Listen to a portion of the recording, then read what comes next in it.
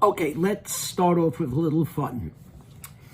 When I was a kid growing up, the words AC/DC, as it was explained to me in school, related to two electrical currents that deliver power in different ways.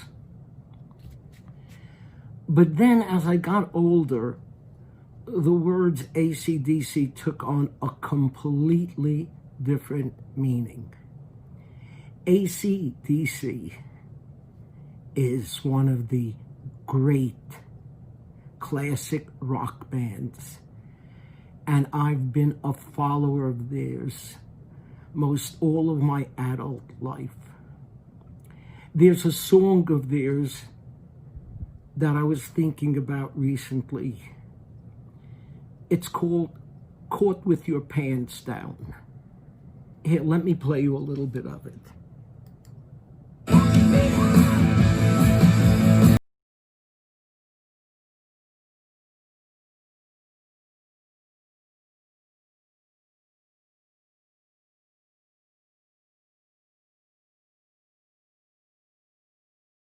Now, you got to admit, it's not just the sound. The lyrics themselves are profound. Caught with your pants down. Caught with your pants down. Caught with your pants down. And caught with your pants down.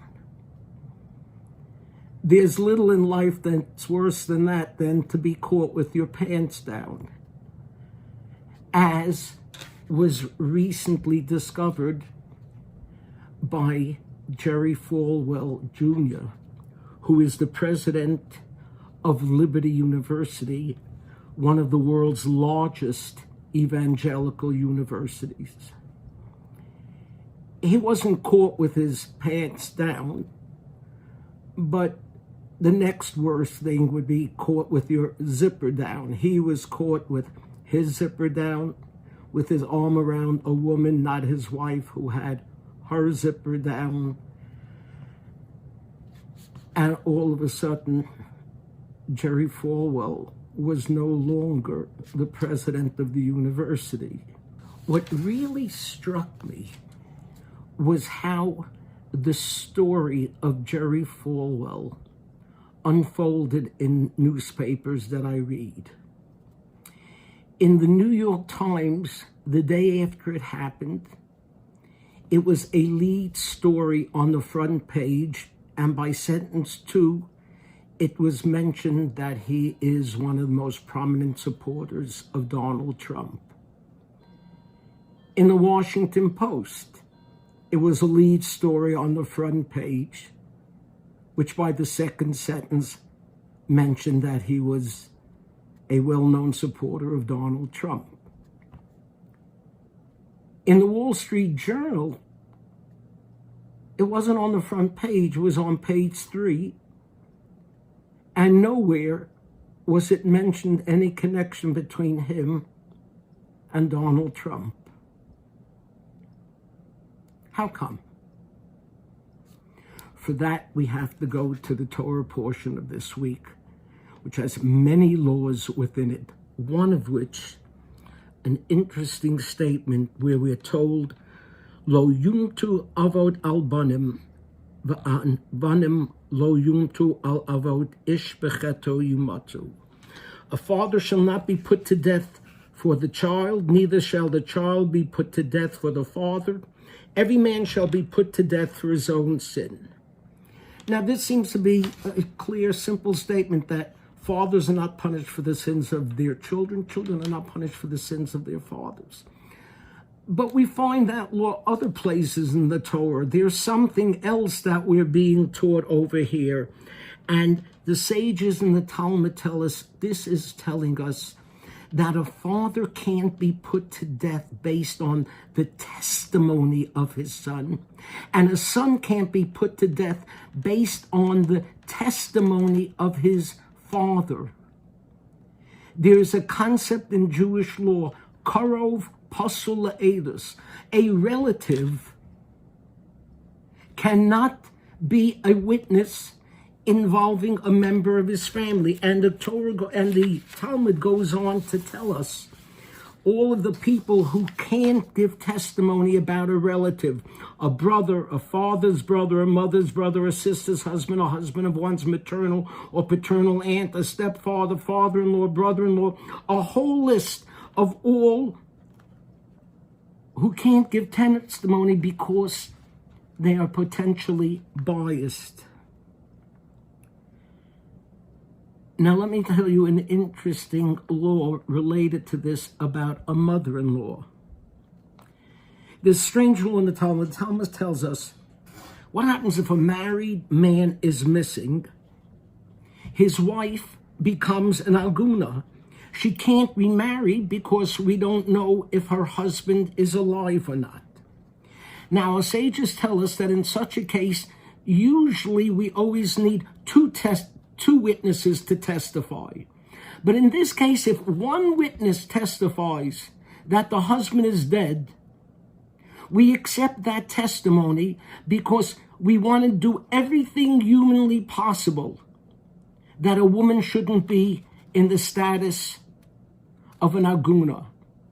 So whereas we usually need two, one can testify. And we accept that testimony even if it comes from a relative. That's how much we cared about the aguna. But there's one relative whose testimony we won't accept in such a case, and that is the mother of the man who is missing. She is not believed to testify that her son is dead. Why? Because we're afraid she's lying and she's only saying it so that her daughter-in-law should remarry, and then when her son reappears, according to Jewish law, they're not allowed to marry again. We felt that a mother-in-law is so biased against her daughter-in-law that her testimony couldn't be believed. By the way, we also don't believe the wife to say that her husband is dead because she may be lying just to cause aggravation to her mother-in-law. The bottom line is, we recognize that there is a bias that we bring to our testimony. What I told you before about the Washington Post, New York Times, and the Wall Street Journal was repeated in a different form a week later when Kamala Harris was chosen to be Joe Biden's vice presidential running mate.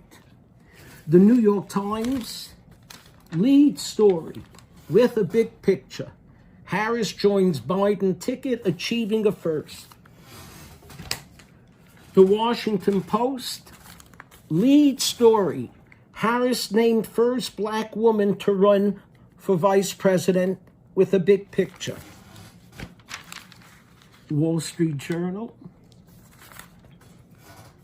single column, no picture. Why? Bias. The Times and the Post are known to be pro-Biden.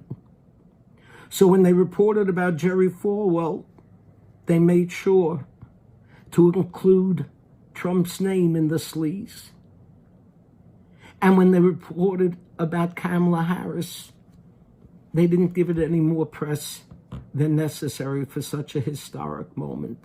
The Post and the Times, on the other hand, anything they could do to make Trump look bad and Biden look good, they did.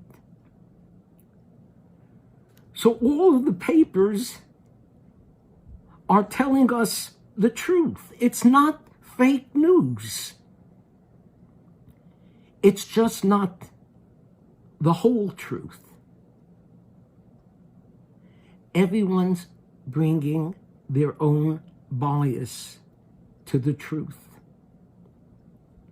So how do you get the real, total, unbiased truth. You either do what I do, read the Times and the Wall Street Journal, or you listen to your rabbi. You know he has no biases. Don't get caught with your pants down.